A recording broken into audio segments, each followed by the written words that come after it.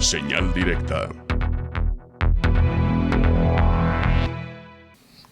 En el sistema jurídico mexicano existe una estructura piramidal en la que la Constitución Política de los Estados Unidos mexicanos y los tratados internacionales firmados y ratificados por nuestro país son la máxima norma jurídica.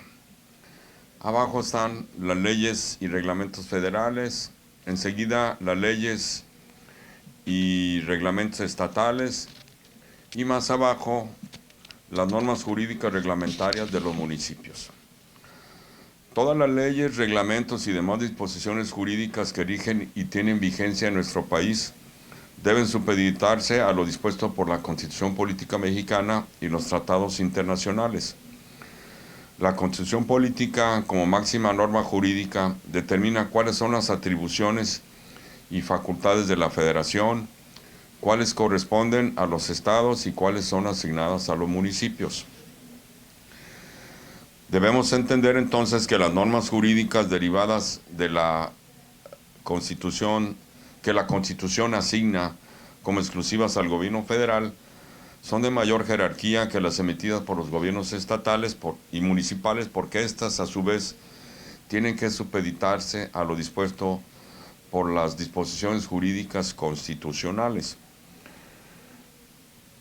Las normas jurídicas municipales deben ser congruentes a su vez con las estatales y las municipales y estatales a su vez con las federales, principalmente con la Constitución Política Mexicana. De la misma manera, las leyes, reglamentos y demás disposiciones jurídicas que rigen y tienen vigencia en nuestro país deben tomar en consideración lo que otras leyes y reglamentos de la misma jerarquía establecen. Ya hablamos de lo que es la congruencia, es decir, las leyes de menor jerarquía deben ser congruentes y supeditarse a lo que dispongan las leyes de mayor jerarquía. Pero también existe la compatibilidad, es decir, entre una ley y otra, entre un reglamento y otro, de la misma jerarquía, deben ser compatibles, es decir, no deben contradecirse entre sí. Deben, inclusive en algunos casos, hacer remisiones, es decir, si hay disposiciones que están contenidas en otra ley, deben remitirse a aquella ley que en un momento dado puede ser complementaria de la que se está analizando. La incongruencia se puede dar no solo en sentido estricto en la aprobación y aplicación de normas jurídicas que contradicen disposiciones de mayor jerarquía. También se da con la utilización de términos, procedimientos o requisitos que no están previstos en las normas de mayor jerarquía. Sobre todo tomando en consideración que en el primer capítulo de la Constitución Política Mexicana se refiere a los derechos fundamentales, los derechos humanos fundamentales y a lo que es conocido también como derechos sociales.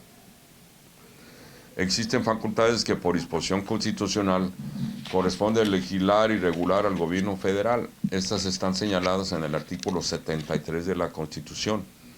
Como ejemplo tenemos lo relacionado con asentamientos humanos, protección civil, vivienda, sistemas anticorrupción, transparencia, agua, protección al medio ambiente y ecología, protección civil, planeación del desarrollo, derechos humanos, etc. Hay muchas leyes que existen en nuestro país que desafortunadamente son incongruentes con leyes de mayor jerarquía. Pero también la compatibilidad debe ser precisa, es decir, una ley de la misma jerarquía no debe contradecir a otra. Al contrario, deben complementarse o en un momento dado hacer remisión para que se aplique la otra ley. En materia de protección civil, medio ambiente y ecología, existe inclusive competencia concurrente. La primera autoridad que tenga conocimiento de un acto debe de iniciar la aplicación de la ley. En materia de derechos humanos, la Comisión Nacional, las comisiones estatales, etc. Las leyes y reglamentos federales, estatales y municipales deben ser compatibles con las normas de la misma jerarquía y en caso de controversias o conflictos de aplicación, incongruencia o incompatibilidad o contradicción de normas por la aplicación de leyes, reglamentos o disposiciones administrativas, se puede acudir a los tribunales. Nadie está suficientemente preparado si no conoce y cumple sus deberes cívicos y exige el respeto de sus derechos fundamentales.